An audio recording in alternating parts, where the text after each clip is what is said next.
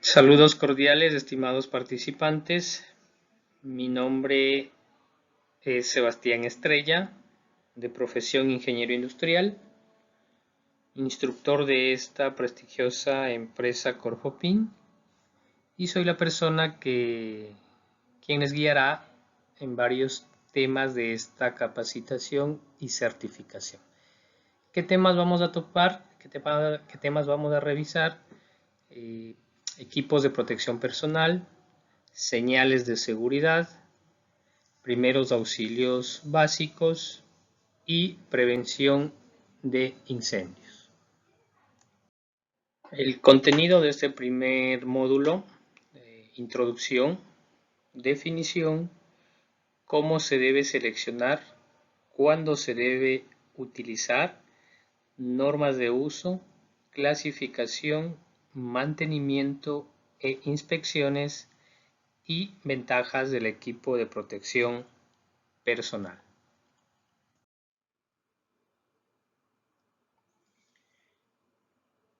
Introducción.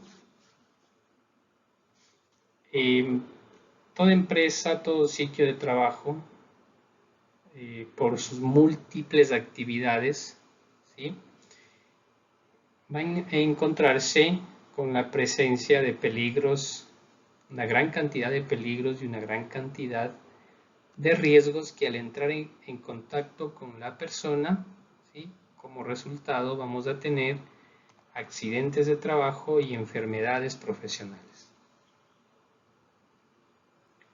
Ahí es donde entra la parte de seguridad y salud en el trabajo, ¿no? Una de las acciones, una de las prioridades de esta área es la de minimizar, eliminar y controlar los peligros y riesgos presentes en las actividades, ¿sí? Y eso es hacer gestión de la seguridad y salud en el trabajo, ¿no? El equipo de protección personal o equipo de protección individual, que también se utiliza estos dos términos, debe ser considerado como una alternativa complementaria de seguridad, solo utilizada para aumentar la efectividad de cualquier medida de prevención primaria.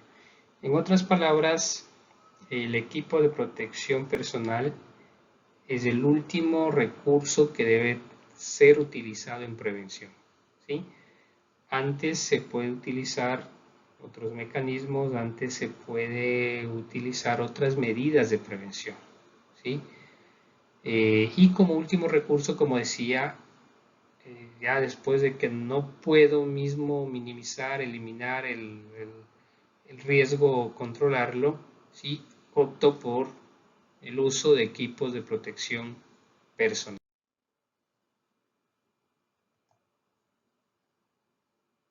Definición. ¿Qué es un equipo de protección personal o individual, no?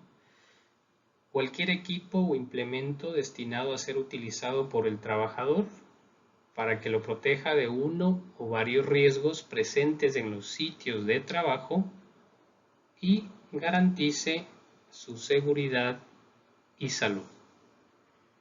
Los equipos de protección individual, hay que tener en cuenta, no elimina el riesgo, ¿sí?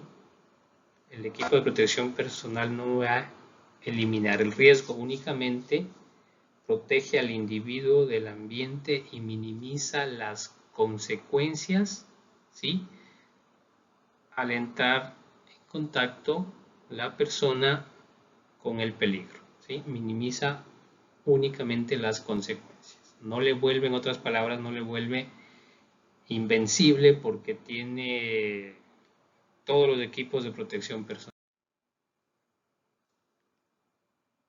¿Cómo se debe seleccionar los equipos de protección personal? Para yo poder seleccionar, para yo poder saber qué equipos necesito, ¿sí?, de qué características, primero necesito tener identificados los peligros y evaluados los riesgos, ¿no?, presentes en el lugar de trabajo. Debo también considerar, ¿sí?, o debo seleccionar equipos que estén normados y certificados, ¿no? Todo equipo tiene su normativa, ¿no? Las más conocidas tenemos acá la ANSI, ¿sí?, una norma americana, la norma europea EN, ¿sí?, la norma IRAN del Instituto Argentino de Normalización y Certificación, y CONTEC internacional, y nuestra norma INEC, ¿no?, nuestra norma ecuatoriana. ¿Cómo se debe seleccionar también? ¿Sí? Que los equipos sean ergonómicos, ajusten al cuerpo de la persona, ¿sí? Principalmente hablamos acá, por ejemplo, de tallas, ¿no? Si no puedo darle, porque no compré o compré sin considerar tallas, no puedo darle un calzado que no le dé a la persona, ¿no? Sí, o una ropa de trabajo que no le dé a la persona, ¿no? Que quizás se va a volver, en vez de protegerle, va a volverse un riesgo, ¿no? Que no dificulte el trabajo, que sea compatible con otros implementos de protección. ¿Sí? Cuando digo compatible con otros implementos de protección, veamos un ejemplo, el casco. El casco de seguridad, o en el casco de seguridad, va a haber ocasiones que yo tenga que adaptarle o colocar unas orejeras, ¿no? O una máscara facial, ¿ya? A eso se refiere que estos equipos deben ser compatibles con otros implementos para poder hacer uso de todos ellos, ¿no? Todos ellos a la vez. Y debe ser de uso fácil para la persona, que no le complique a la persona, que no le represente de cierto modo una carga o un peligro, como decía anteriormente. ¿Cuándo se debe utilizar el equipo de protección personal? Cuando sea imposible controlar el riesgo en su origen. Agoté las demás medidas de prevención y ya no puedo hacer más, ¿sí? Entonces opto por el uso del equipo de protección personal, ¿sí? Cuando es imposible instalar una protección colectiva eficaz. Ya vamos a hablar un poquito de la protección colectiva también, ¿no?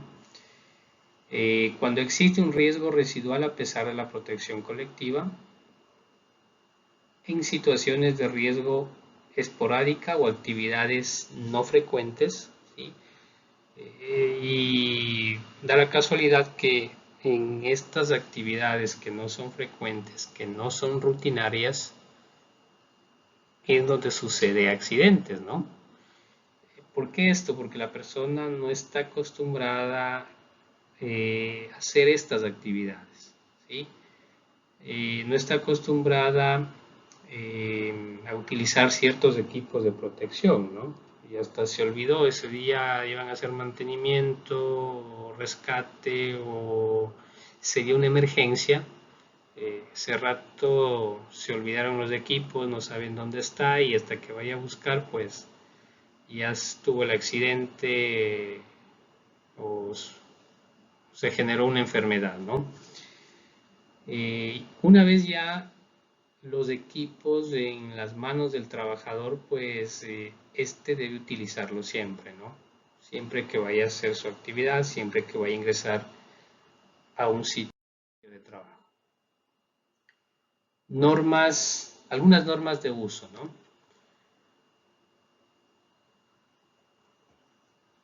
Los equipos de protección personal, su palabra lo dice, ¿no? Uso personal, uso individual, ¿sí? Por higiene, por salud, no puedo prestarle al de al lado mi mascarilla, mis gafas, mis guantes, y mientras hace la actividad y yo volverlo a utilizar luego, ¿no? No puedo hacer eso. usar correctamente el equipo asignado. La selección y uso debe ser de acuerdo al riesgo, ¿sí? De acuerdo al tiempo de exposición y a los límites permisibles. Verificar siempre el estado, la limpieza, la funcionalidad o que esté en buenas condiciones el equipo antes de usarlo. Mantenimiento, inspecciones del equipo de protección personal. Lavar periódicamente en una solución jabonosa y déjelo secar al aire libre.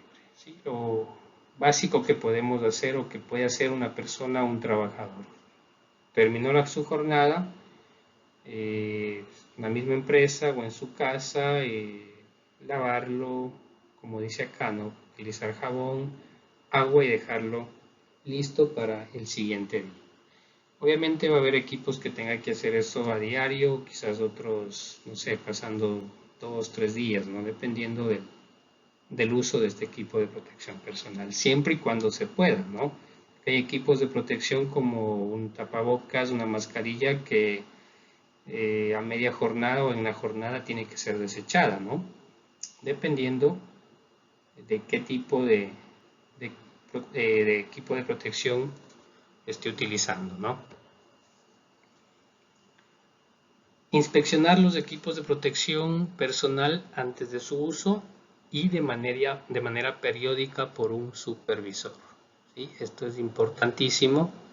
En primera instancia, inspección de la persona, ¿sí? La que va a hacer uso, ¿no? Verificar que estén en buenas condiciones, que fijarse en fechas de caducidad, ¿sí? Que estén operativos.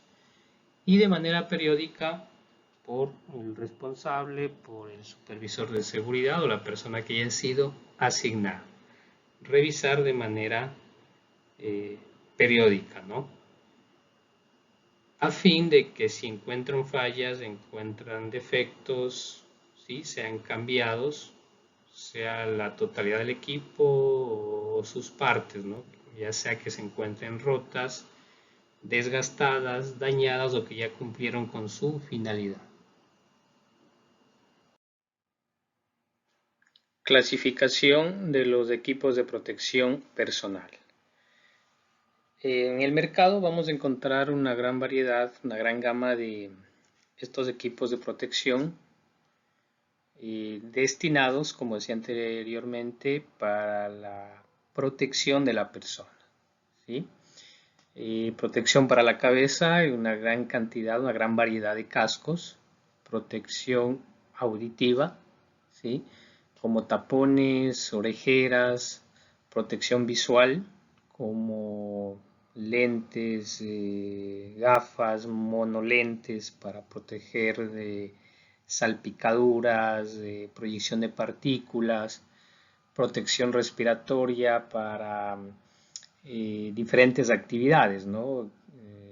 Actividades donde haya presencia de gases, de polvo, vapores, humos, o existen mascarillas para cada uno de estos factores de riesgo, ¿no?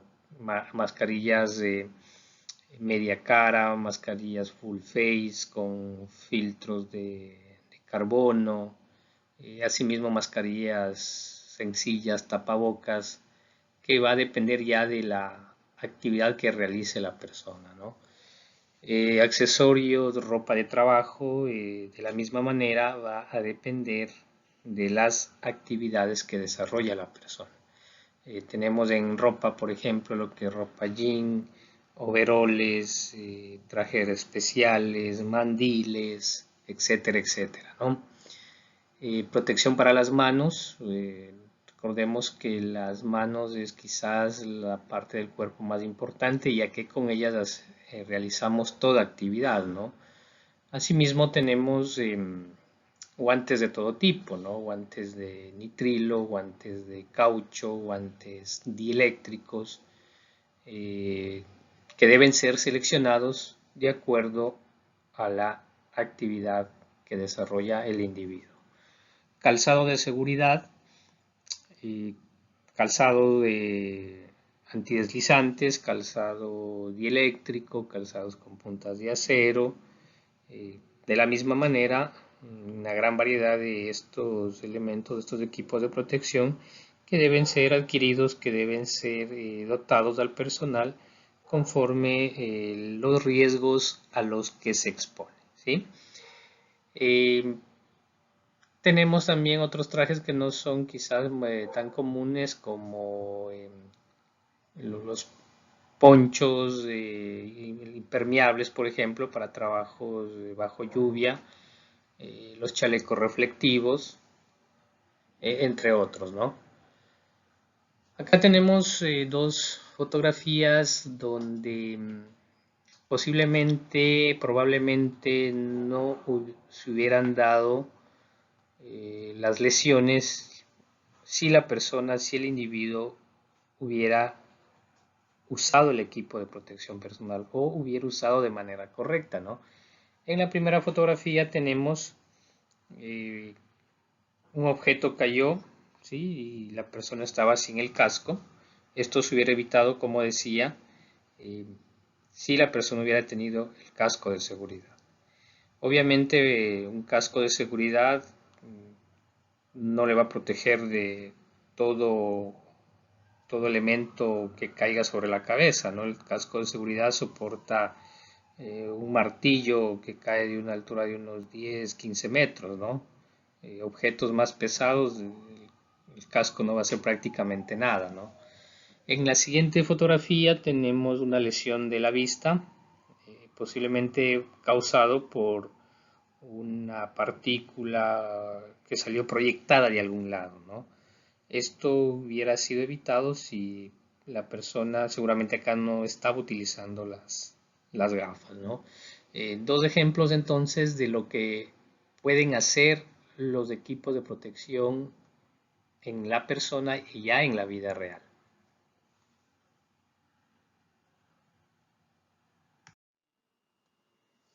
Otras protecciones para trabajos de alto riesgo principalmente, como por ejemplo el arnés de seguridad, la línea de vida para trabajos en altura. Recordemos que trabajos en alturas es todo trabajo que se realice a partir de 1,80 m, ¿no? Trajes especiales, por ejemplo el traje de los bomberos, o los trajes para realizar actividades con productos químicos, ¿sí? Etcétera, etcétera. El equipo SCBA o el equipo conocido también como equipo de respiración autónoma que también utilizan frecuentemente los bomberos, ¿no? Y también puede ser utilizado en trabajos pequeños, en trabajos de espacios confinados. Equipos de protección colectiva. ¿A qué llamamos equipos de protección colectiva? Como su palabra lo dice, me va a servir para proteger a más de una persona, a más de un individuo, ¿no? Tenemos acá en la primera fotografía, por ejemplo, una línea de vida que me va a permitir que varias personas que realicen la actividad se anclen a la misma, ¿no? Por eso la razón se lo llama equipo de protección colectiva. Una ducha lavaojos o dispositivos colocados en áreas de productos químicos, de laboratorios, donde hay el riesgo que la persona entre en contacto con estos, ¿sí? Y como medida de prevención, pues son instalados para que rápidamente la persona se lave, se bañe hasta cierto modo y pueda desprenderse del químico y este no afecte a su integridad, a su salud, ¿no? En la parte inferior tenemos un extractor de gases colocado, un dispositivo colocado para sacar, extraer vapores, gases, humos residuales de una actividad, ¿no? Estos son instalados generalmente en laboratorios, lugares de suelda, actividades de suelda, donde hay gran acumulación de estos vapores, de estos gases, ¿no? El entibado, ¿sí? Acá tenemos la fotografía justamente de un entibado, ¿no? Diseñados ¿para qué? Para proteger al trabajador o a los trabajadores de un deslizamiento de tierra. Esto obviamente va a permitir o de cierta manera le brinda mayor seguridad a las personas que realizan el trabajo en estas áreas, ¿no? Y en el caso de producirse el deslizamiento, les va a servir como protección. Entre otros equipos, dispositivos que podemos encontrar ya en el mercado, ya en la vida real. Tener en el mercado, tener ya en la vida real, ¿no? Ventajas de los equipos de protección personal. Proporcionan una barrera entre los riesgos y el trabajador, ¿sí? Disminuye la gravedad de las lesiones sufridas, ¿sí? Lo que topaba o mencionaba anteriormente. El equipo de protección personal no elimina el riesgo, simplemente disminuye la gravedad de las lesiones. Mejora el resguardo de la integridad física. Esto de alguna manera le da cierta seguridad, cierta confianza al trabajador para realizar su actividad. Si el trabajador se siente más cómodo, se siente más seguro al tener los equipos de protección personal. Finalmente, recuerde, antes de ingresar a su área de trabajo, colóquese la ropa y los equipos de protección suministrados, ¿sí? Antes de ingresar a cualquier área de trabajo, y más aún si yo estoy haciendo la actividad. En la realidad, ¿con qué nos topamos? El casco de seguridad siendo utilizado para coger agua, siendo utilizado para poner clavos, ¿sí? Menos para ponerse en la cabeza, que es donde debe estar, ¿no? Esas cositas se deben ir trabajando en las personas, trabajando en los trabajadores y haciendo conciencia, ¿no? Que la empresa, que el empleador invierte en esos equipos, ¿sí? Para seguridad, para cuidado de ustedes, de los trabajadores, ¿sí? Y estos a la vez deben hacer uso correcto de los mismos. Segundo módulo, señales de seguridad.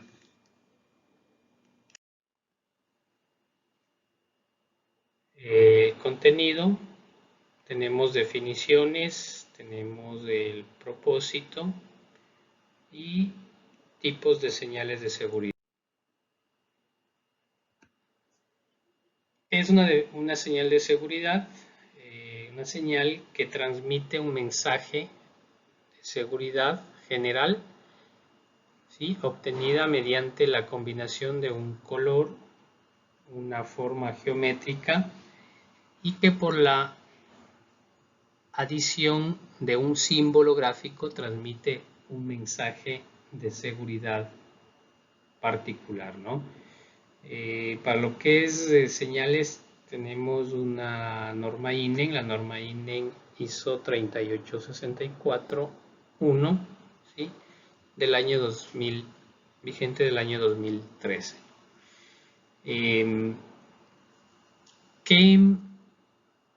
¿Qué es una señal? ¿Cómo interpretamos nosotros una señal de seguridad, ¿no? Como dice la definición, transmite un mensaje, ¿no? Un mensaje visual a la persona, ¿no? Usted observa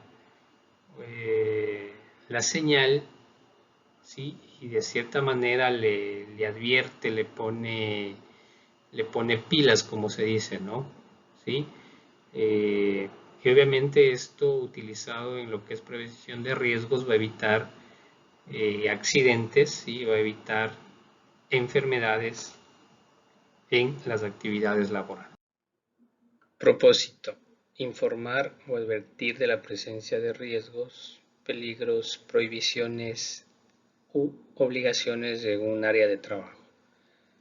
Alertar y orientar al trabajador una situación de emergencia y facilitar la localización de la salida de emergencia, evacuación y protección contra incendios.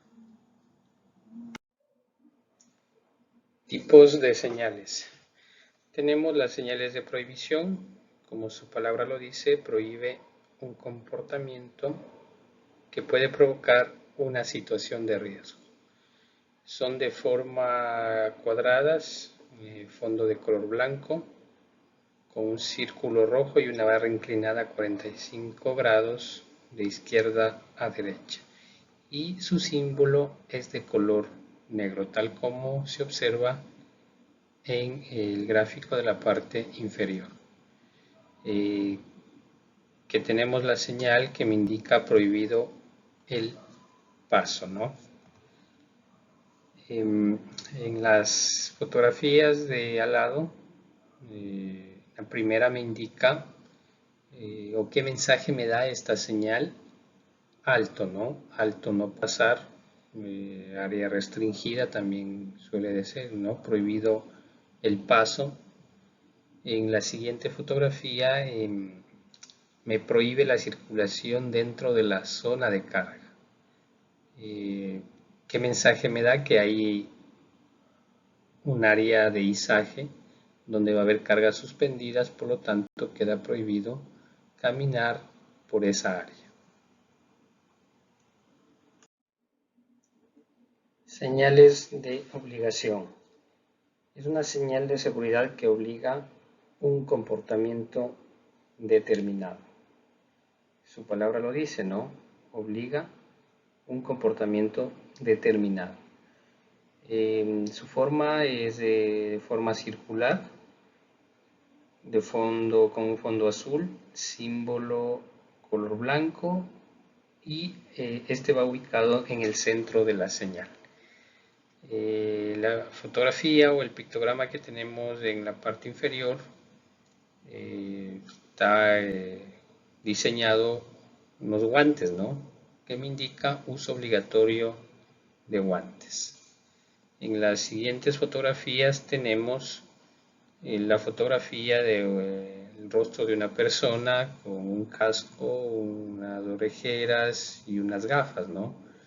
¿Qué mensaje me da? Uso obligatorio de casco, gafas y protectores auditivos. La siguiente fotografía, una persona que tiene colocado un arnés de seguridad y una línea de vida. ¿Cuál es el mensaje que me transmite la señal? Protección obligatoria contra caídas.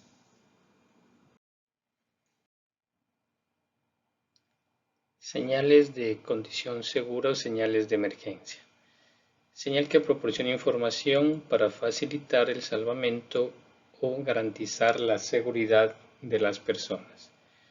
Su forma es cuadrada, fondo de color verde, símbolo de color blanco, como podemos apreciar en el pictograma de la parte inferior. ¿Qué información me da esta señal? Es un punto de encuentro, un punto de reunión, un punto seguro, ¿no?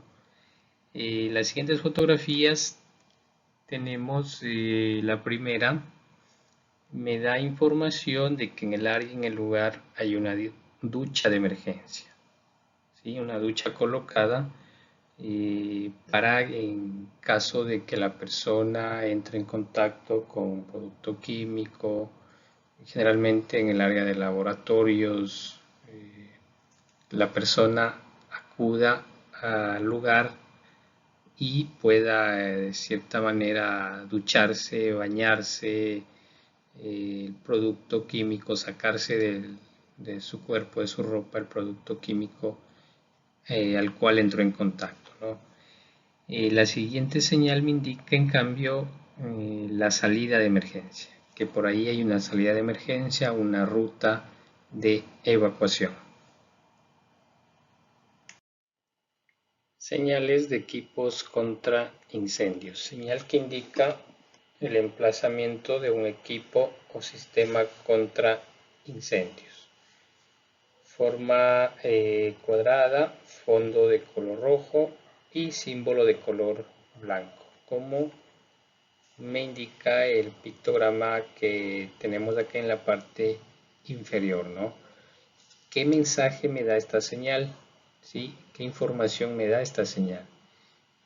Me indica que hay una manguera para ser utilizado en un incendio, ¿no? Que un equipo disponible para utilizar en caso de un incendio. Las siguientes fotografías, en cambio, me dan información, me dan un mensaje de que en el área hay de la misma manera material contra incendio, ¿no? Vemos un casco, vemos un traje de bomberos, vemos un extintor, ¿sí? Y la información que transmite es que ahí hay esos implementos, esos equipos para poder utilizarlos en caso de la emergencia. Y la otra fotografía me indica que en el área, en el lugar, hay un extintor. Señales complementarias. Señal que respalda a una señal de seguridad y el propósito principal de la misma es proporcionar una clarificación adicional. Su forma rectangular o forma cuadrada, un fondo blanco y contienen un símbolo de color negro. Complementarias como por ejemplo cuando tengo la señal que me aproximo a un puente, ¿sí? Voy a tener una señal de advertencia, ¿sí? Y adicional tengo la información como camiones de más de 5 toneladas, ¿sí? O camiones de más de 3.500 kilogramos, ¿sí? Que eso me va a soportar, o esa es la capacidad de soporte del puente, ¿no? Es información adicional que le está dando a la persona que observa la señal.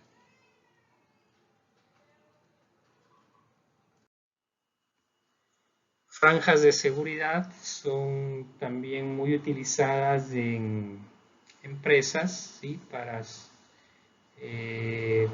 enmarcar para pisos, por ejemplo, ¿sí? Para definir áreas de circulación, como por ejemplo acá, ¿no? Tenemos la franja de color amarilla con negro, ¿sí? Amarillo y contraste negro, blanco y rojo, ¿sí? Significado y uso me dice lugares de peligro y obstáculos donde existe el riesgo de que la gente se golpee, se caiga, tropiece, que caiga cargas, ¿sí? Estas señales alertan de peligros potenciales.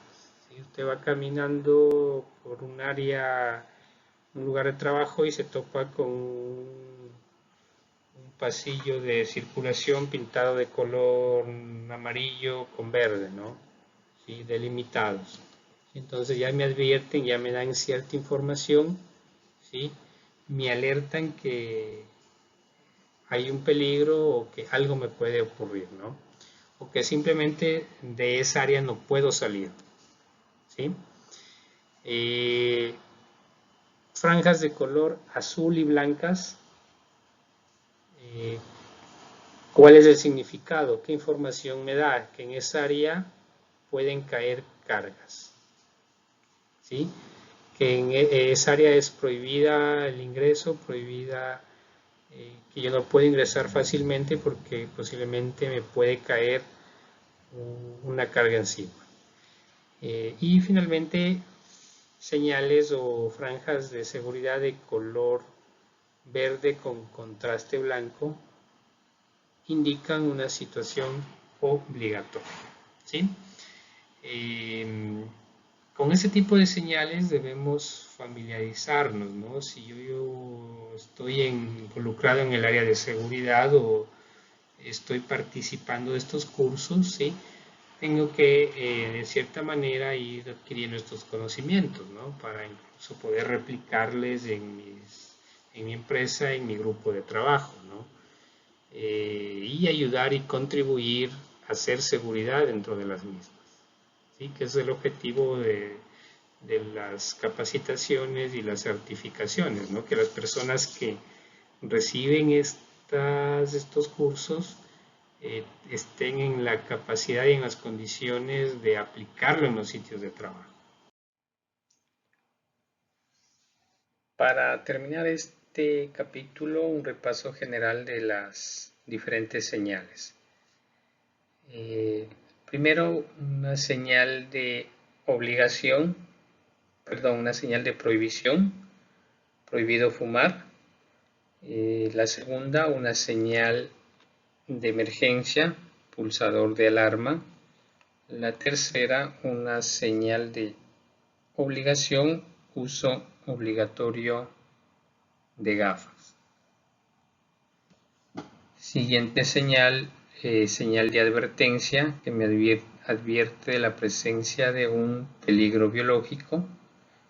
La siguiente señal, no es muy común ver esta señal, ¿no? Con un símbolo de admiración que me indica peligro general, peligro indeterminado.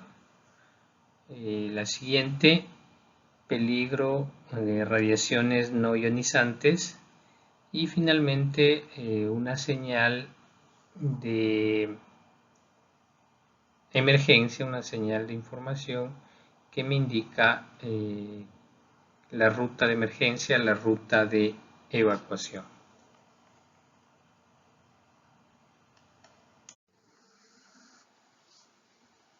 Ok, tenemos o continuamos con el siguiente capítulo, primeros auxilios. Contenido. Dentro de este módulo vamos a revisar definición, objetivos, actuación general, signos vitales, shock o choque, RCP, hemorragias, quemaduras, fractura, asfixias, intoxicaciones y algunas recomendaciones generales de primeros auxilios. Definición. Es la ayuda inmediata que damos a una persona que ha sido víctima de un accidente o de la crisis de una enfermedad, mientras se obtiene ayuda médica calificada. Objetivos de los primeros auxilios: salvarle la vida a una persona, evitar que se agraven sus lesiones, aliviar el dolor, evitar infecciones o lesiones secundarias y favorecer su recuperación. Actuación general. Esta partecita es sumamente importante y porque acá vamos a saber qué se puede y qué no se puede hacer en una situación real, en una situación emergente. Se conoce como PAS, ¿no? Proteger, avisar y socorrer. Proteger. Después de cada accidente puede persistir el peligro que lo originó, por lo que haremos seguro el lugar para ti, para el accidentado y las demás personas que siempre suele haber en una situación de emergencia, ¿no?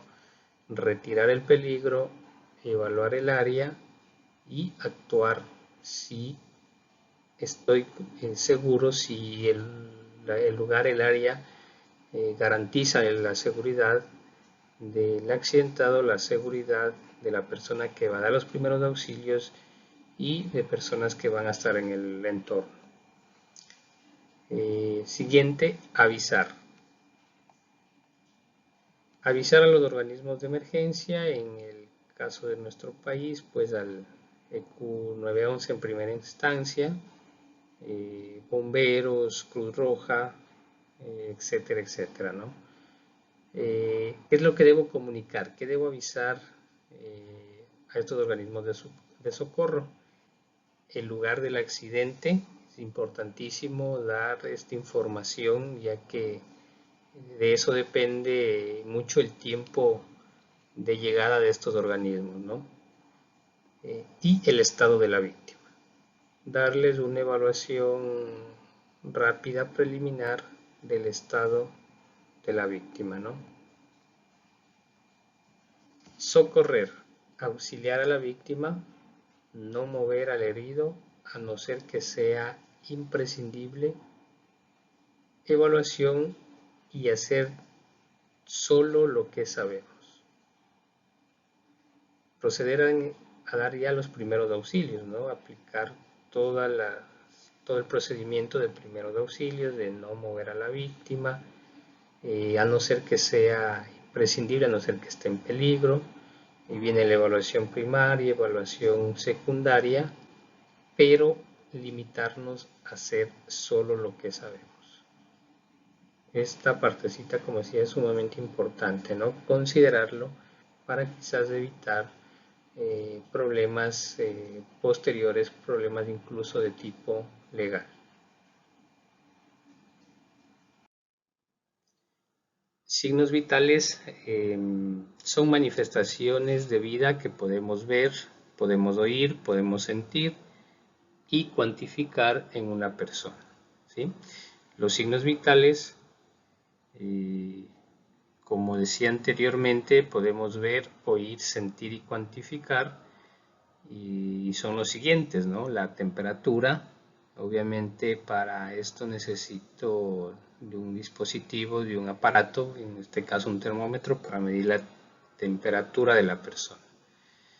El pulso arterial, que fácilmente se lo puede tomar en diferentes partes del cuerpo, ¿no? La más común es a la altura de la muñeca, ¿no?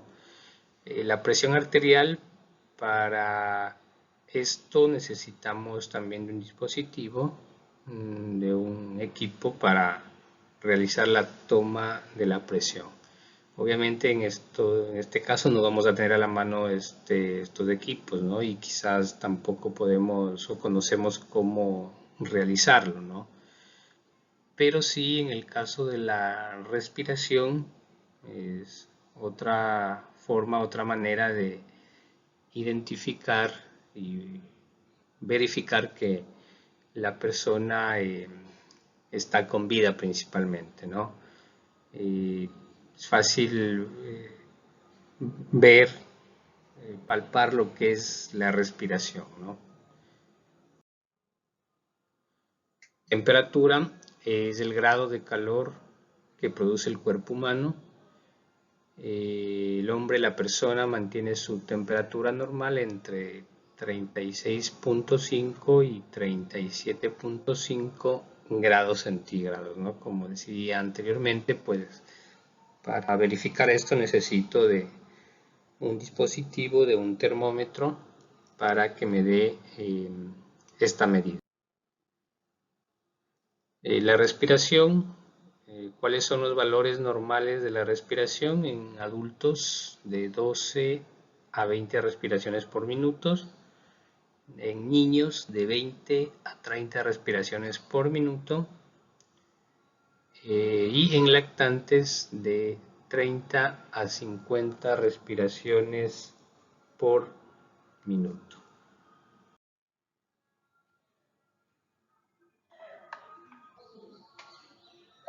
Seguimos con lo que es toma de signos vitales. El pulso.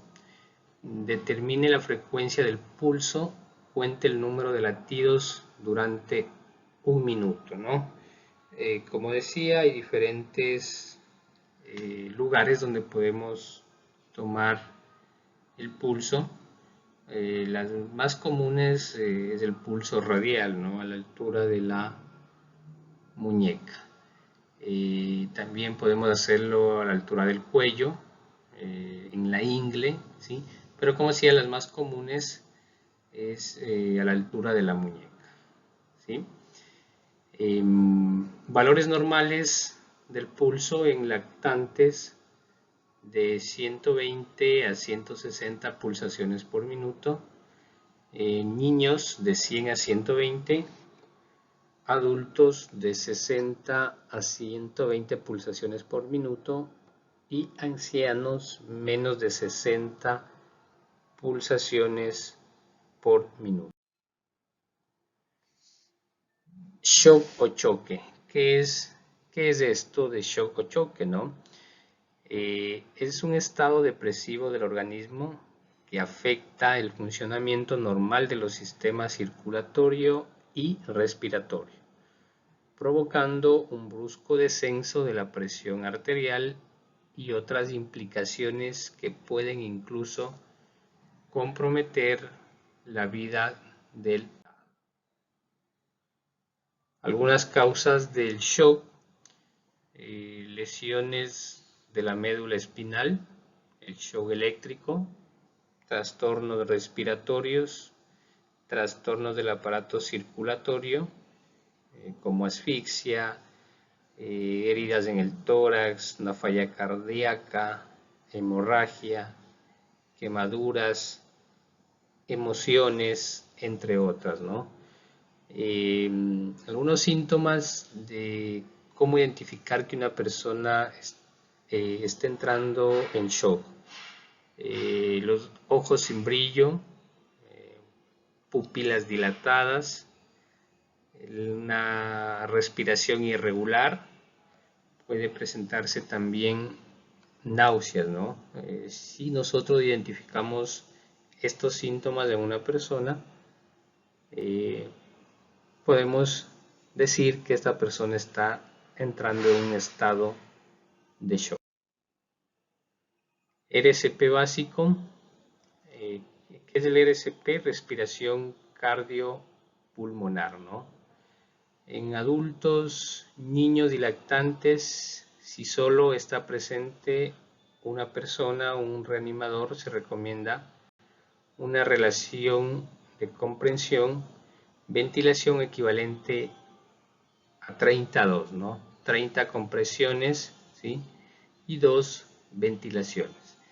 Esta relación, como decía, única, está diseñada para simplificar la enseñanza de la secuencia del RCP, o más conocido como respiración cardiopulmonar.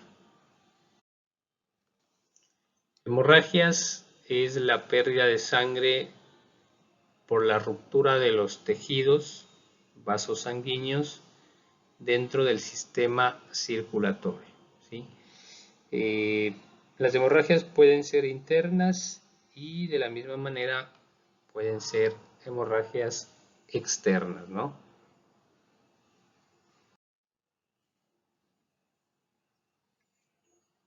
Tenemos tres tipos de hemorragias: hemorragia arterial, hemorragia venosa y hemorragia capilar. ¿Cuándo o cómo podemos identificar cada una de estas, ¿no? La hemorragia arterial, por ejemplo, vamos a tener salida intermitente de la sangre, ¿no? Y la sangre va a tener un color rojo brillante. Si es una hemorragia venosa, una salida continua, ¿sí? Y la sangre de un color rojo oscuro. Y si es una hemorragia capilar, una hemorragia superficial, podemos decir la salida de la sangre en poca cantidad, ¿sí? Maneras de identificar qué tipo de hemorragia tiene la víctima, ¿no? Obviamente la más peligrosa va a ser la hemorragia arterial, ¿no? Urgente la atención médica, ¿no? Hemorragia capilar se reconoce por la salida de sangre en pequeñas gotas, pequeñas cantidades. Primeros auxilios en este caso: limpiar y desinfectar la zona de la herida, colocar un apósito. Para esto podemos utilizar si estoy en una empresa, si estoy en un lugar donde tengo un botiquín, obviamente voy a tener estos utensilios, estos dispositivos para la atención inmediata, ¿no? Si es que no, pues debo improvisar, ¿sí? Debo improvisar a fin de parar la hemorragia, ¿sí?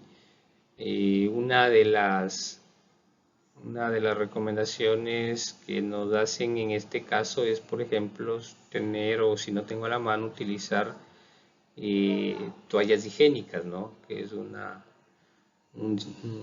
elemento que me va a servir como un buen apósito, ¿no? Ejecutar vendaje comprensivo. ¿Qué hacer en hemorragia arterial? La sangre sale a borbotones, pulsátil, y es de color rojo vivo, ¿no? Acá vamos a tener sangre de color rojo vivo, ¿sí?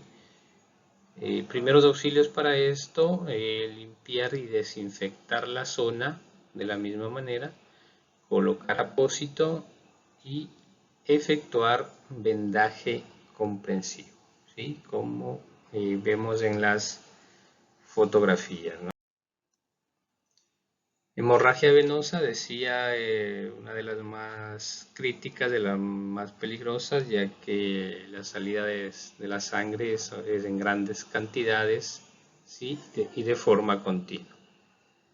Acá la recomendación principal es buscar lo más pronto ayuda o atención médica inmediata, ¿no? Primeros auxilios para estas situaciones: poner al paciente en una posición horizontal, ¿sí? Elevar la parte afectada si no hay fractura, ¿sí? Elevar la parte afectada si es un brazo, si es una pierna, ¿sí? De alguna manera elevarlo para minimizar de alguna forma, ¿sí? la circulación de la sangre, ¿no? Y que ésta pueda salir en grandes cantidades por el lugar de la herida. Soltar la ropa si fuese necesario, no mover el coágulo en el caso de existirlo y que va a haberlo en estas circunstancias, colocar apósito sobre la parte sangrante, ¿no? Hacer presión con los dedos sobre el apósito a lo menos 5 minutos, o por lo menos por 5 minutos. Tratamiento general para estos eventos: presión directa en la herida, apósito sobre apósito y no retirar el primero, vendaje con presión, elevación de los miembros si no tiene fractura, presión directa en los puntos de irrigación, aplicar un torniquete solo en casos extremos, ¿sí? Solo en casos extremos aplicar un torniquete, y personas que realmente conozcan de esto, ¿no? Un torniquete mal hecho, un torniquete mal aplicado, puede comprometer en graves consecuencias a la persona, ¿no? Trasladarlo de inmediato a un centro. Lugares en los que se puede aplicar presión directa o puntos de irrigación. Aplicar presión directa, ¿para qué? Para de alguna manera disminuir el flujo de la sangre, ¿no? Aquí en el gráfico nos muestra algunos puntos principales en donde debo o puedo presionar en caso de que haya hemorragias, ¿no? Y de alguna manera, como decía, esto va a minimizar el flujo de sangre en esa zona determinada, ¿no?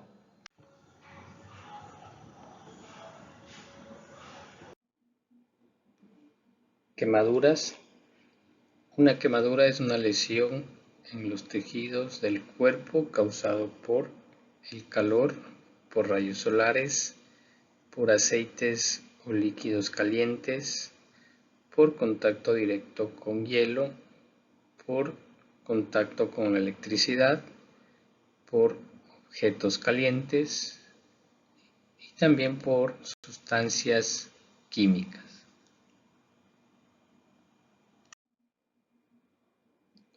Quemaduras. Tenemos quemaduras de primer grado, quemaduras de segundo grado y quemaduras de tercer grado. Quemaduras de primer grado, tenemos enrojecimiento de la piel o epidermis que se conoce, ardor leve, inflamación y dolor. En el caso de quemaduras de segundo grado, compromete ya la epidermis, dermis y presenta los mismos síntomas anteriores más flictenas. ¿Qué son esto de las flictenas? Las famosas ampollas, ¿no? Aquí vale recalcar algo, no se deben reventar estas ampollas.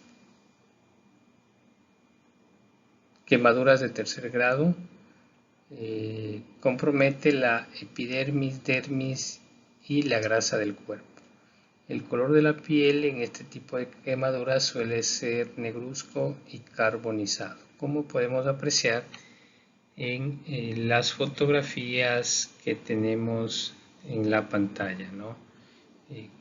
Efectos, consecuencias de las quemaduras. Tratamiento general para quemaduras, tranquilizar a la víctima, exponer en agua fría, preferentemente que sea corriente del grifo, de 15 a 20 minutos, ¿no? La parte afectada en caso de ser de primero y segundo grado. Colocar o hacer correr agua por la parte afectada. A los que presenten quemaduras de tercer grado, no usar agua para refrescar la herida, usar un vendaje holgado y flojo principalmente. Esto para quemaduras de tercer grado. No quitar las prendas quemadas en caso de ser quemaduras de tercer grado. Las mismas van a estar pegadas al cuerpo, lo que provocaría desprendimientos en el caso de querer sacar la ropa a la persona, ¿no? Aplicar tratamiento para shock y preparación y traslado a la víctima a un lugar cercano lo más inmediato posible. Fracturas. ¿Qué es una fractura? Es la ruptura de algún hueso del cuerpo humano provocado por golpes, caídas o proyectiles que puedan comprometer gravemente un órgano o la vida de una persona. Sí, acá podemos ver una fotografía, las diferentes formas que podemos tener producto de un accidente, ¿no?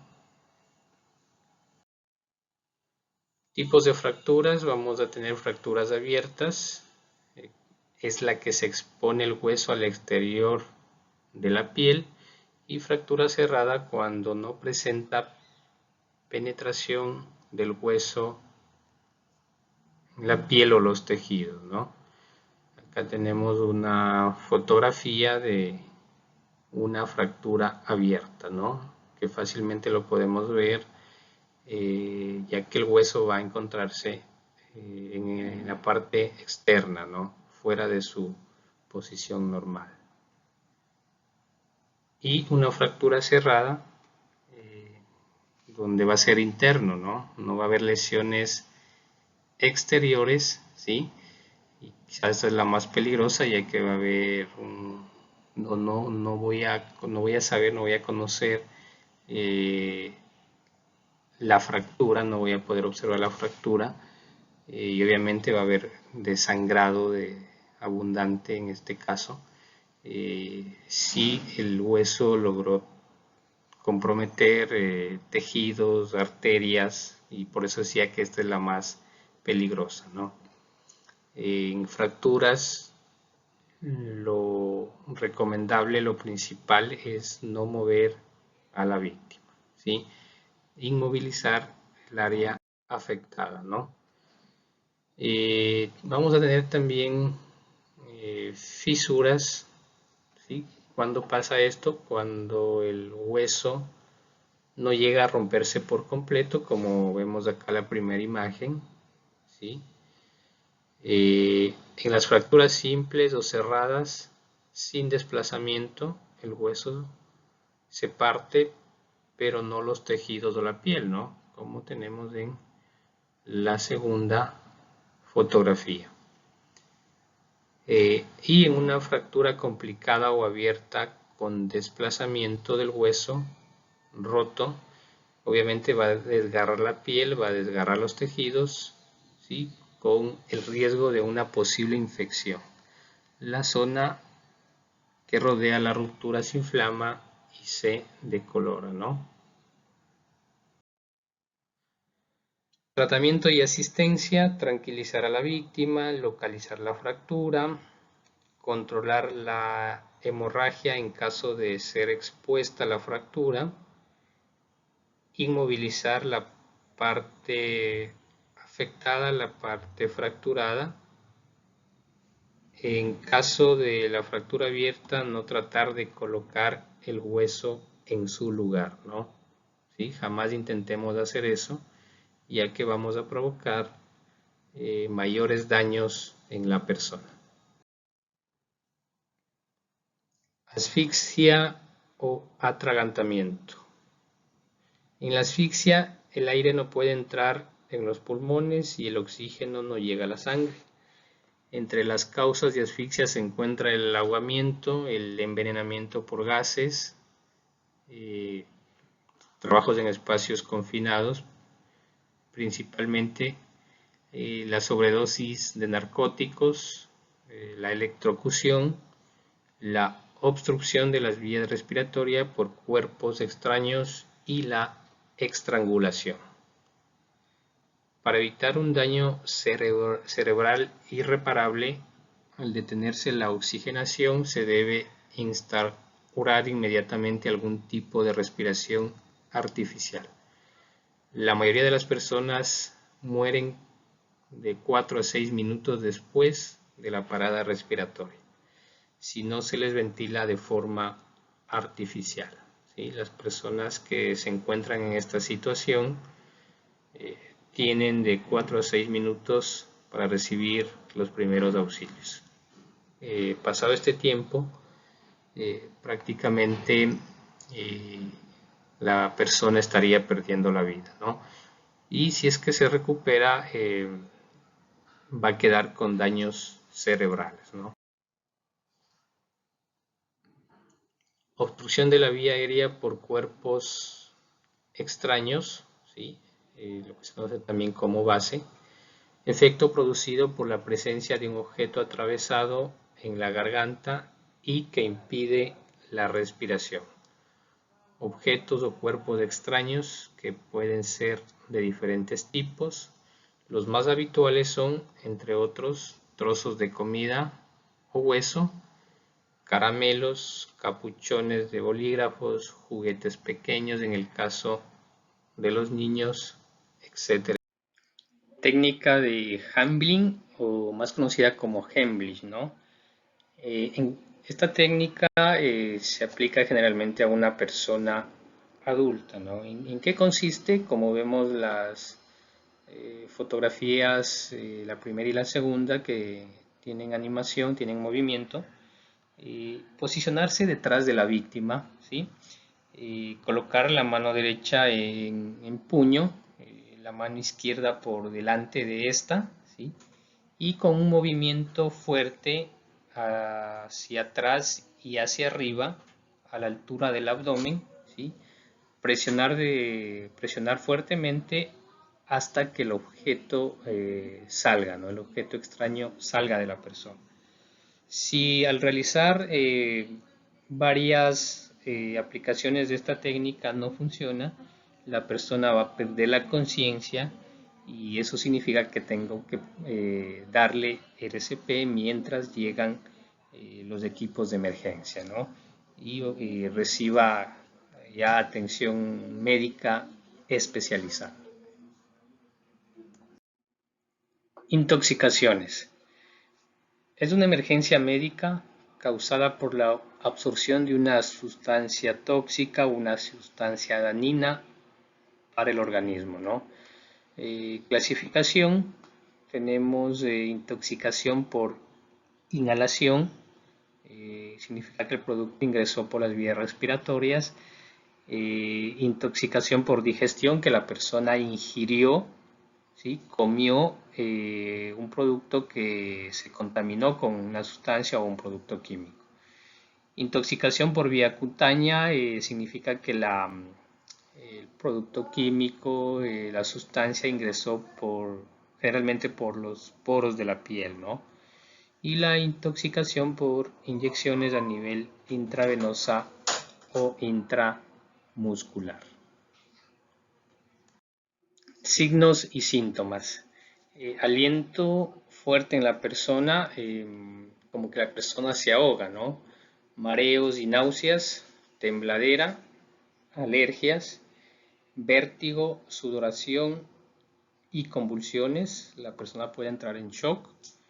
Pueden también presentarse diarreas, dolor abdominal constante y punzante o tipo cólico, ¿no? Son los síntomas y síntomas de una intoxicación. Tratamiento general. Identifica el producto fuente de la intoxicación, ¿sí? Y quizás la cantidad que ingirió, ¿no? No se debe inducir al vómito, el reflujo puede provocar daños en las paredes del esófago y boca. No dar de beber a la víctima, tratar de retirar las prendas de vestir en contacto con el paciente si es que las circunstancias se lo prestan. Alertar al servicio médico de emergencia de forma inmediata y si la víctima deja de respirar, aplicar RCP. Recomendaciones generales ya para terminar este capítulo. La persona que va a suministrar primeros auxilios, primero debe conservar la calma, evaluar la situación y el área, examinar a la víctima, no moverla en el caso de traumas, fracturas, a no ser que la víctima y la persona que está prestando los primeros auxilios se encuentre en peligro, ¿no? No dar de beber agua, revisar signos vitales, tranquilizar a la víctima, mantener a la víctima caliente y avisar de inmediato a los organismos de emergencia. Continuamos con el módulo de prevención de incendios. Fuego e incendio. Vamos a continuar con la teoría, ¿no? ¿Qué es fuego? Es el resultado de la combinación química de un material combustible con el oxígeno en presencia de una fuente de calor. Normalmente este proceso va acompañado de la generación de luz y calor, ¿sí? El fuego, una reacción química donde está presente tres elementos: el material combustible, el oxígeno presente en el aire y una fuente de calor, una fuente de ignición. Incendio, en cambio, un fenómeno no deseado en el cual sustancias y objetos se queman de forma incontrolada. Fuego de grandes proporciones que sale del control del ser humano, ¿sí? Podemos resumirlo en que incendio es el fuego en descontrol.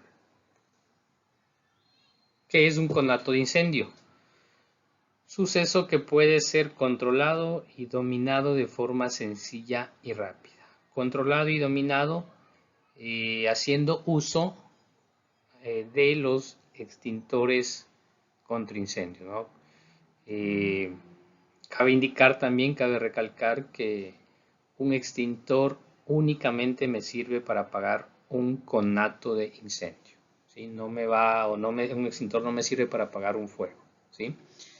Únicamente para un conato de incendio o un fuego incipiente o cuando el incendio estará recién empezando, como usted quiera llamarlo. Elementos del fuego. El fuego tiene 4 elementos, ¿no? El primer elemento, el combustible. ¿Qué es el combustible? Como decía, todo elemento, todo material que puede quemarse, ¿no? Y que lo podemos encontrar en estado sólido, líquido, gaseoso. El siguiente elemento es el comburente, el oxígeno presente en el aire. Recordemos que tenemos alrededor del 21% de oxígeno. Algo importante para que haya fuego, para que se inicie el fuego, ¿sí? Únicamente necesita del 16% de oxígeno. El tercer elemento, el calor, la temperatura o la fuente de ignición, ¿no? Estos 3 elementos juntos forman el fuego, ¿sí? Aparece como un cuarto elemento la reacción en cadena. ¿Qué es esto de la reacción en cadena? Podemos decir el proceso que permite la continuidad y la propagación del incendio gracias a los 2 o 3 elementos, ¿no? Principalmente lo que es combustible y comburente, ¿sí? Y pasan a formar lo que es o lo que se conoce hoy en día como el tetraedro de fuego.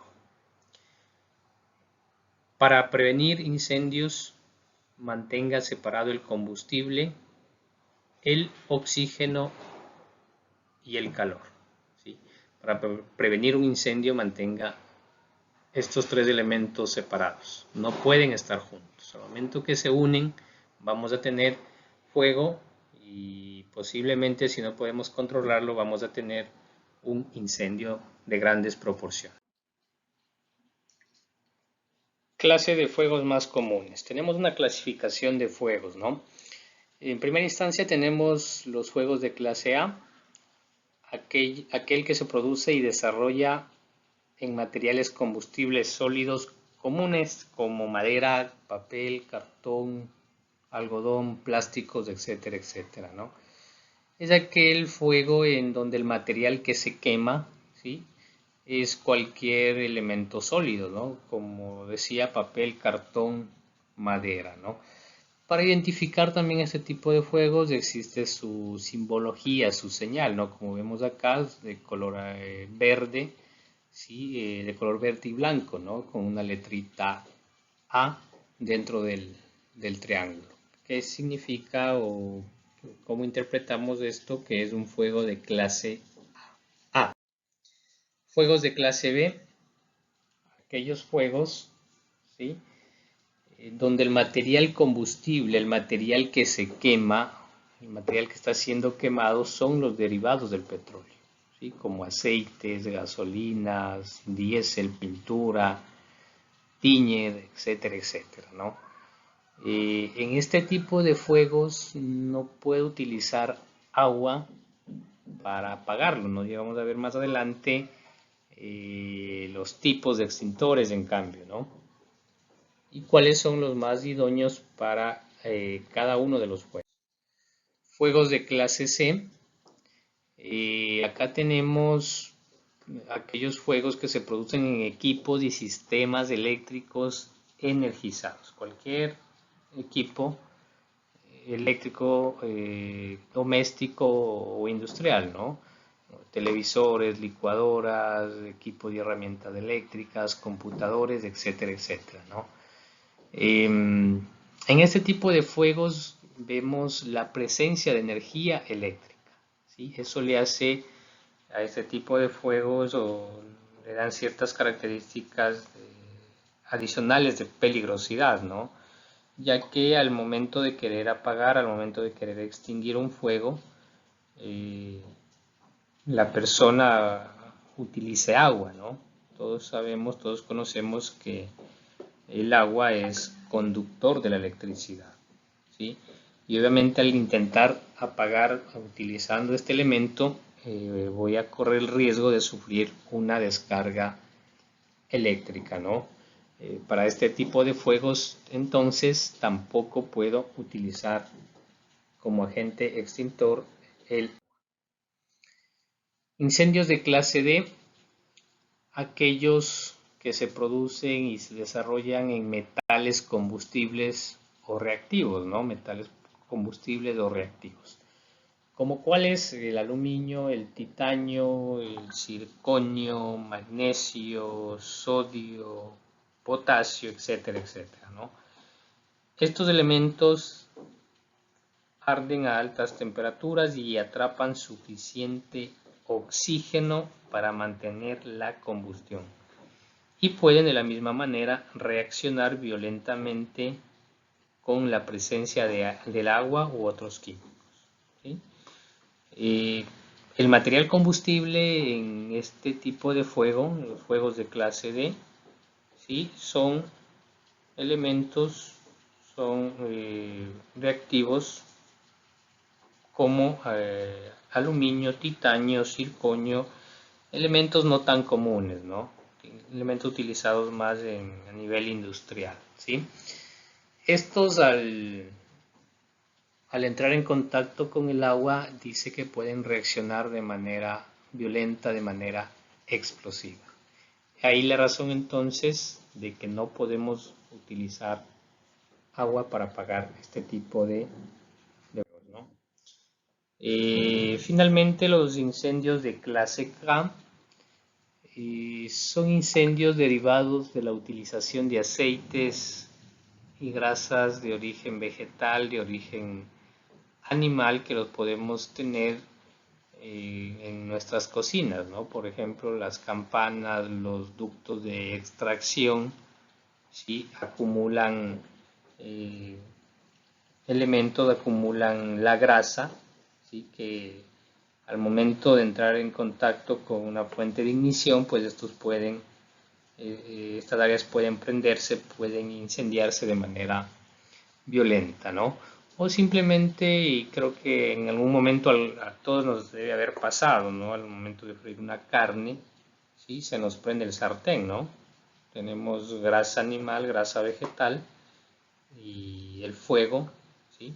Y es la razón del por qué se prende al momento de freír una carne en nuestras casas, ¿no? Para este tipo de incendios tampoco se recomienda el uso de agua para poder apagarlos, ¿no? Acá, ¿qué es lo que utilizamos o cómo apagamos este tipo de incendios? Simplemente lo tapamos, ¿no? Si se nos prendió el sartén, ¿qué hacemos? Hacemos una tapita, lo tapamos, apagado el fuego. Principales causas de los incendios. Centrémonos en las fotografías.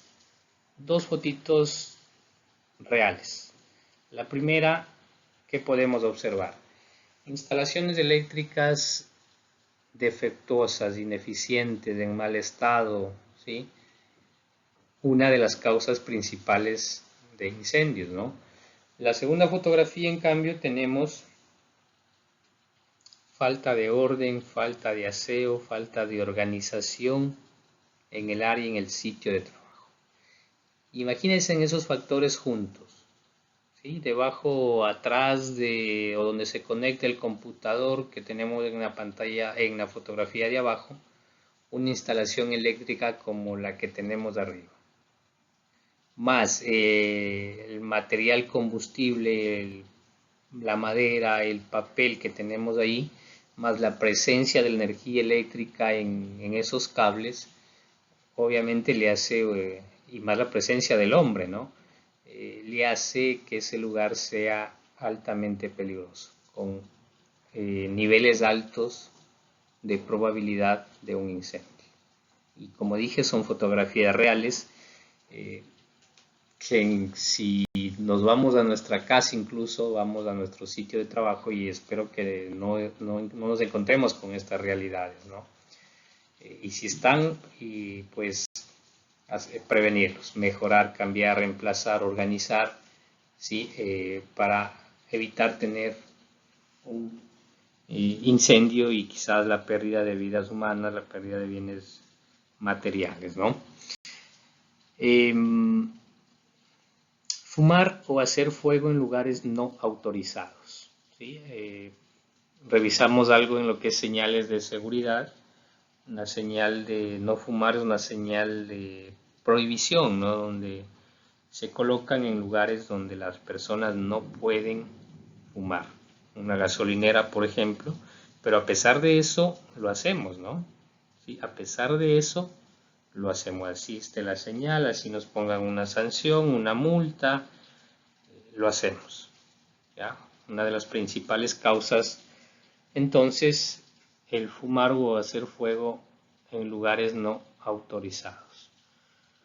Tercero, líquidos inflamables, combustibles almacenados de manera incorrecta, como los que acabamos de ver en las fotografías o como los que observamos en las fotografías, ¿no?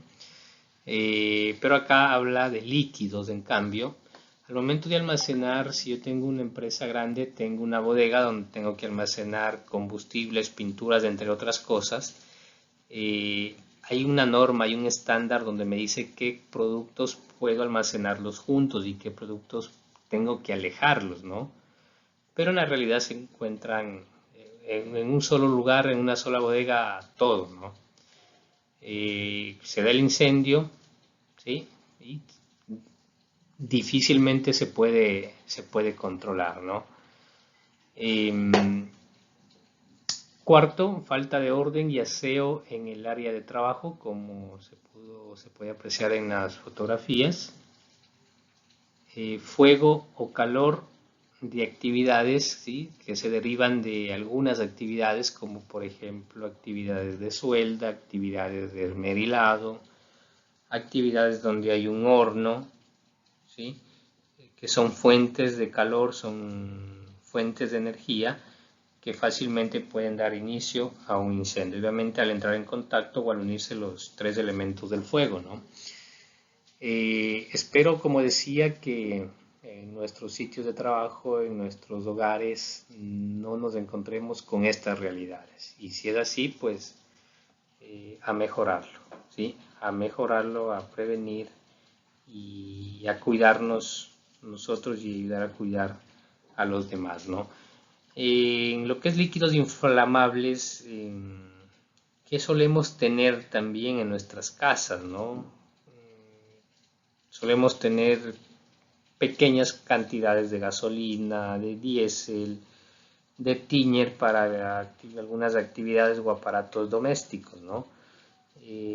No coloquemos en lugares cerrados, no coloquemos en lugares donde haya gran acumulación de otros materiales inflamables, ¿no? Pongámoslo en lugares ventilados, en lugares alejados de la casa, ¿no? Se han encontrado galones, canecas de gasolina, de diésel debajo de la cama, ¿sí? Y ahí obviamente las consecuencias, ¿no? Incendios incontrolables donde la gente perdió todo lo que tenía producto de un incendio, ¿no? No está acá la partecita de la cocina, ¿sí? Pero una de las causas principales de un incendio también es la fuga del gas que utilizamos en nuestros hogares, ¿no? ¿Qué es lo más recomendable para tener un sistema de suministro de gas seguro? ¿Qué recomiendan los bomberos en este caso? Tener el cilindro de gas fuera de la cocina, ¿no? Fuera de la cocina. Si no es posible eso, mantener siempre una ventana o una puerta abierta, ya que por cualquier circunstancia, por cualquier falla del sistema que compone esta instalación, cilindro cocina, puede fallar, ¿no? pueden fallar las partes de la cocina, las mismas válvulas, la manguera, ¿sí? Por donde se transporta este elemento combustible, ¿no? Tratemos de seguir esas recomendaciones entonces, mantener el cilindro de gas fuera de la cocina, si no es posible, mantener siempre abierta una ventana, una puerta.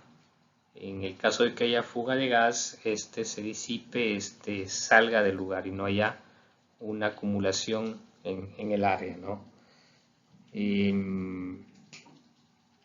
Yo obviamente si tengo los elementos, los dispositivos en mal estado, cambiarlos, reemplazarlos, ¿no? Porque fácil o en la realidad se encuentra, por ejemplo, si no le funciona bien la válvula del cilindro o la válvula externa, ¿qué hacemos?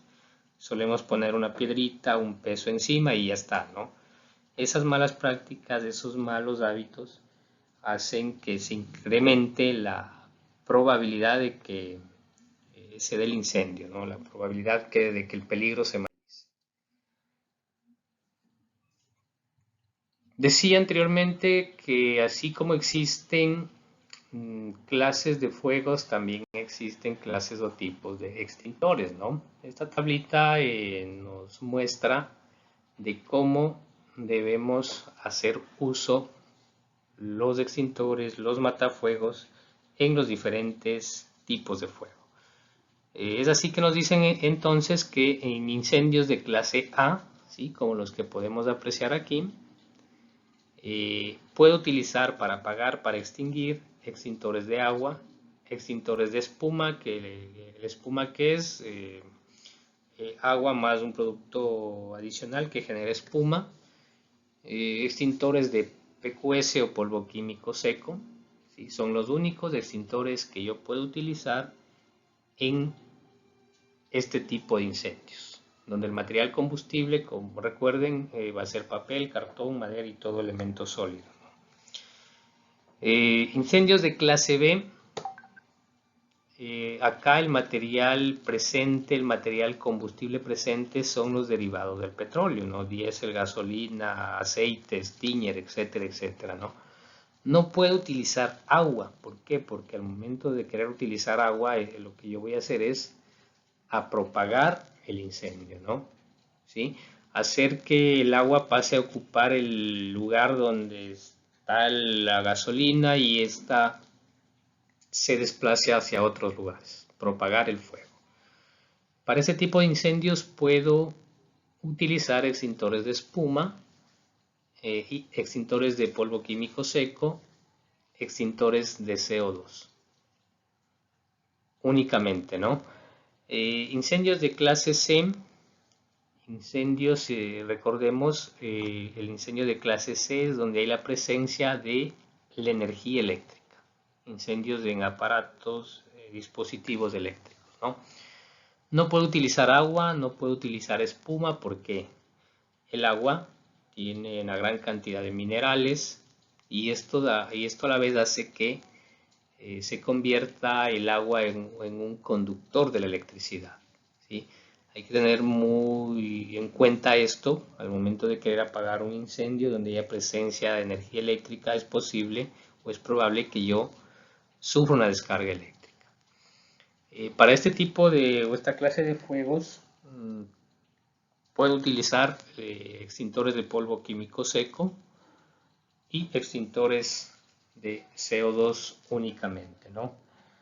Para fuegos de clase D, ¿sí? Recordemos, los fuegos de clase D son fuegos donde está presente materiales como el sodio, potasio, elementos especiales, ¿no? Utilizados más a nivel industrial.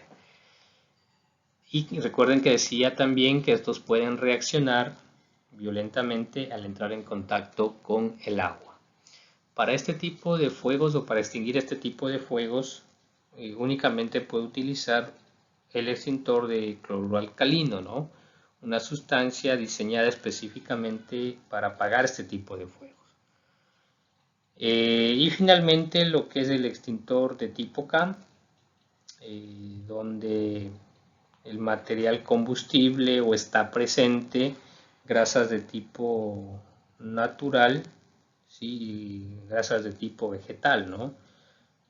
Donde no puede utilizar agua, no puede utilizar espuma, no puede utilizar CO2, sino específicamente extintores de acetato de potasio, ¿sí?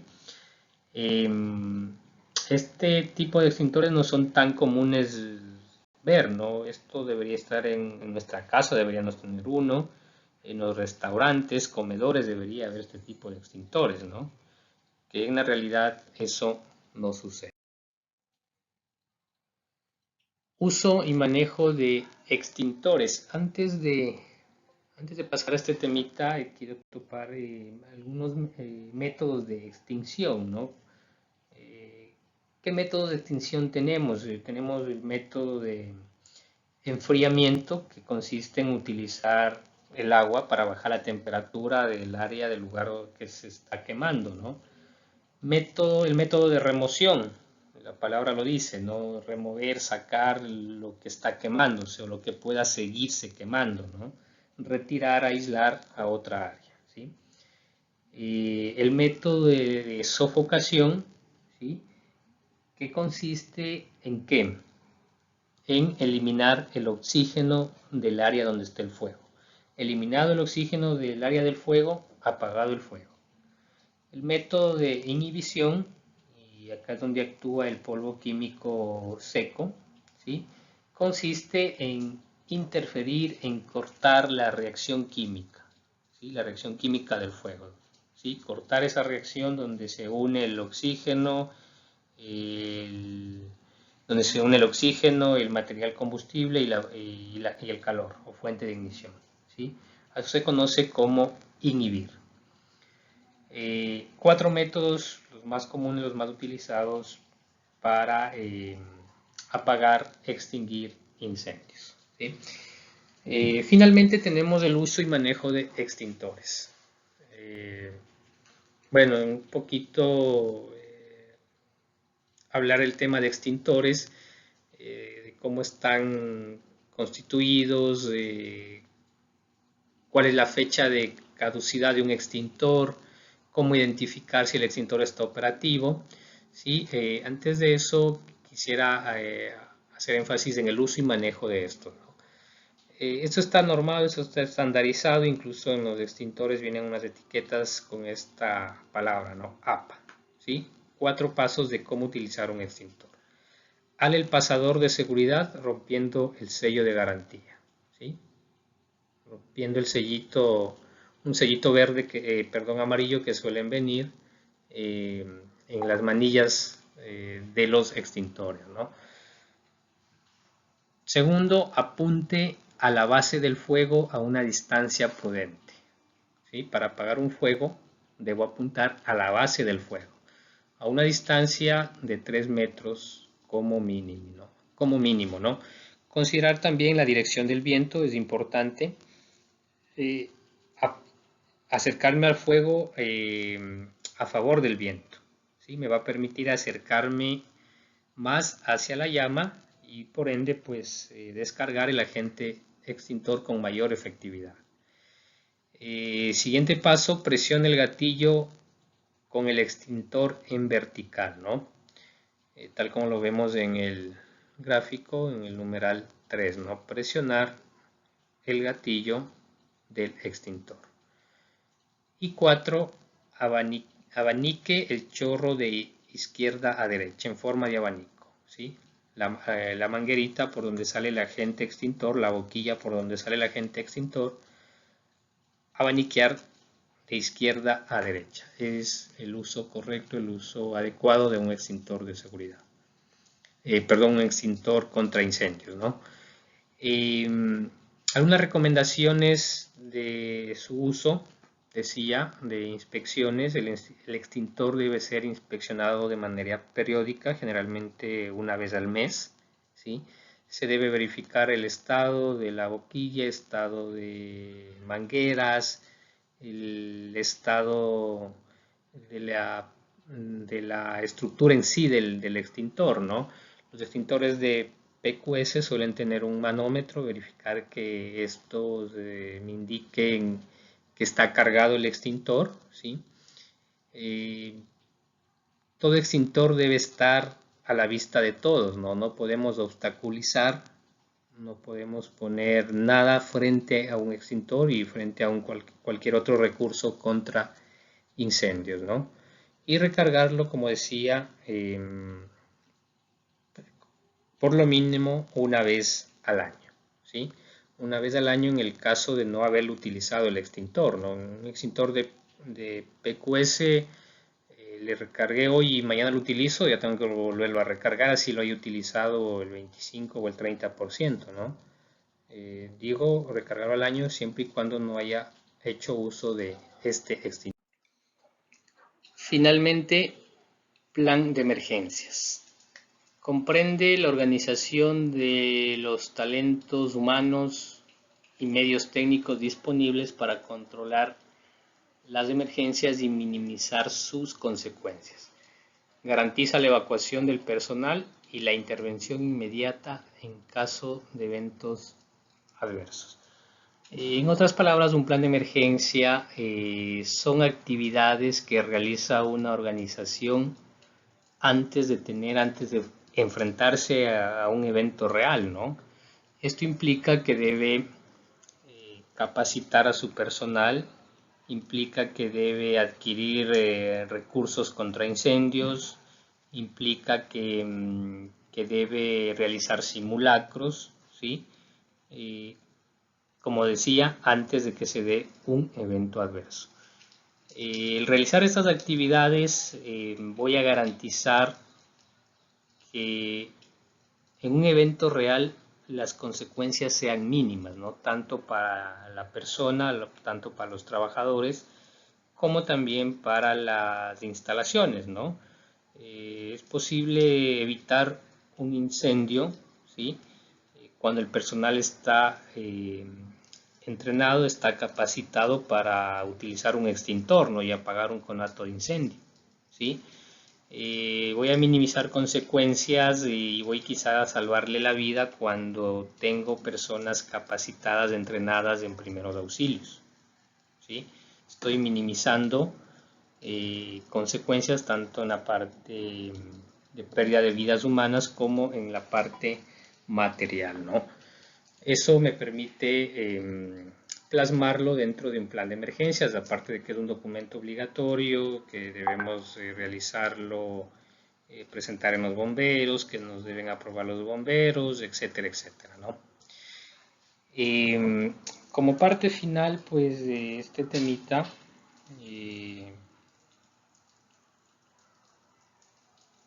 tener un personal organizado, tener un personal capacitado, va a ser beneficioso tanto para la empresa como para el trabajador mismo, ¿no? ¿Cuándo o a qué me refiero con un beneficio para el trabajador, ¿no? Que quizás este lo va a poder aplicar en su casa, en su barrio, y va quizás a salvar una vida, va quizás a evitar que haya pérdidas materiales, ¿no? Finalmente también mencionar que la seguridad es responsabilidad de todos. No necesito tener una persona que me esté vigilando, una cámara que me esté vigilando para hacer las cosas que debo hacerlo, para hacer las cosas de manera correcta, ¿sí? Me despido esperando que este tiempo que me he permitido topar estos temas pues sean de beneficio y de provecho para cada uno de ustedes. Gracias y saludos cordiales.